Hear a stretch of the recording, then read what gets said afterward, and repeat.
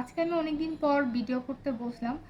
তো এই মিল্কশেকটা আমার খুব পছন্দ, তাই ভাবলাম এটার রেসিপিটাও আপনাদের সাথে শেয়ার করি। এটা খুবই সিম্পল একটা রেসিপি, তেমন কিছু লাগবে না।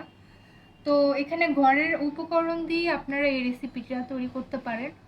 তো আমাদের যা যা রেসিপিতে লাগবে তা হচ্ছে, ফার্স্টে বরফ কুচি নিয়ে নিয়েছি, বরফ কিউব।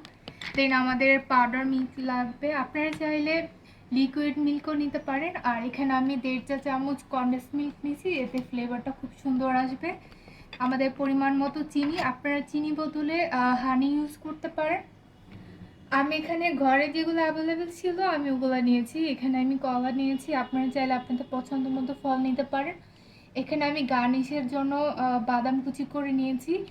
এখানে আমি চীনা বাদাম নিয়েছি আর কাজু বাদাম নিয়েছি, সরি কাঠবাদাম নিয়েছি। আর কাঠবাদামটা আপনারা অবশ্যই উপরের চুরকাটা ছিলে নেবেন, তাতে করে স্বাদটা মজা লাগবে। তাহলে চলুন দেরি না করে আমরা রেসিপিটাতে চলে যাই কিভাবে তৈরি করব। আমি এখানে 1 গ্লাস পরিমাণ পানি নিয়েছি। তো ফার্স্টে অল্প একটু পানিতে আমরা বাদামটা ব্লেন্ড করে নিব। তো আমি বাদামগুলো ঢেলে দিচ্ছি।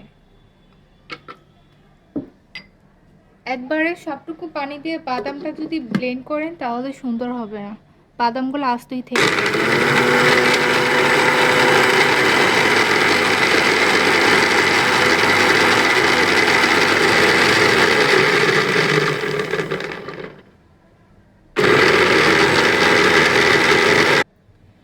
তো আমরা এখন এইটাতে পানি এখন অ্যাড করিনি, পানিটা পরে অ্যাড করব। তো আমরা এখন কলাটা দিয়ে দিচ্ছি। দেন আমি এখানে ফ্লেভারের জন্য 2টা বিস্কিট দিয়ে দিচ্ছি। আপনার চাইলে আপনাদের পছন্দ মতো বিস্কিট দিবেন, অবশ্যই টোস্ট বিস্কিট দিবেন না, তাহলে কিন্তু খেতে ভালো লাগবে না। তো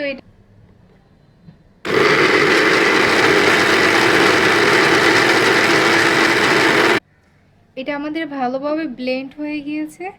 এখন আমি এখানে বাকি ইনগ্রেডিয়েন্টসগুলো অ্যাড করে নেব। তো আমি এখানে এখন কনডেন্স মিল্কটা দিয়ে দিচ্ছি। এখানে আমি 1.5 চা চামচ কনডেন্স মিল্ক ইউজ করেছি।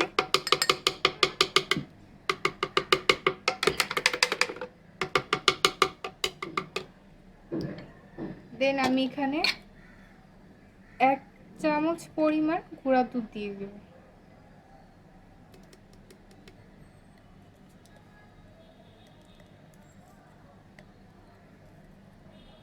এখানে 2 চামচ পর্যন্ত আমরা গুঁড়া দুধ অ্যাড করে নিলাম।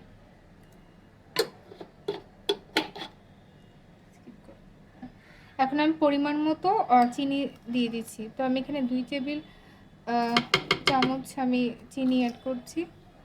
দেন আমি এখন বাকি পানিটা দিয়ে দিব।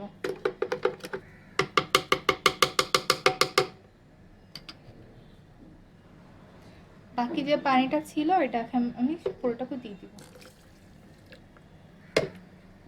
দেন এটাকে আবার ব্লেন্ড করব।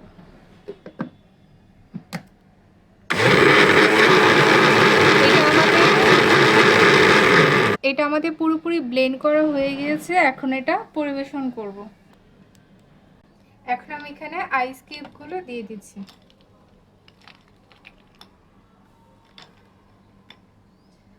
আমার হাতটা কিন্তু অবশ্যই আমি পরিষ্কার করে নিয়েছি, তাই আমি হাতটাই ইউজ করতেছি। এখানে 4-5 পিস আমি আইস কিউব দিয়ে দিয়েছি। এখন উপর থেকে গার্নিশের জন্য হালকা একটু বাদাম কুচি দিয়ে দিলাম, দেখতে সুন্দর লাগবে। তো ফাইনালি একটা স্ট্র দিয়ে দিলাম। দেন ফিনিশ, আজকের রেসিপিটা এখানে আমার ফিনিশ। অবশ্যই বলবেন আমার রেসিপিটা কেমন হয়েছে, আর কমেন্ট করে অবশ্যই জানাবেন আমার রেসিপিটা কেমন হয়েছে, আপনাদের কাছে ভালো লাগছে কিনা। আর অবশ্যই আমার চ্যানেলটি সাবস্ক্রাইব করবেন এবং লাইক করবেন। আল্লাহ হাফেজ।